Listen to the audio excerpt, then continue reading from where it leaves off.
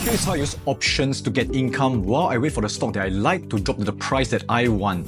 Here we can see the stock price of Apple is near $190, but I want to buy it at $185. So what do? For most investors, they will just wait and give a broker a call and say, help me buy it when it hits 185. But what I do instead is I go to the options market and look for a 30 days put option. So you can see a 185 strike price put option for 30 days is selling at $2. What it means is I can sell these options and collect $2,000 as an income. This $2,000 goes into my account, and if the share price ever hits 185 or below, I'm able to purchase the stocks at $185. Now take note that for every single contract, you do need to purchase 100 shares in event it hits below 185. So for each contract, you need $18,500. To learn more about options and learn how to create more income, follow this channel and click on our link for more resources.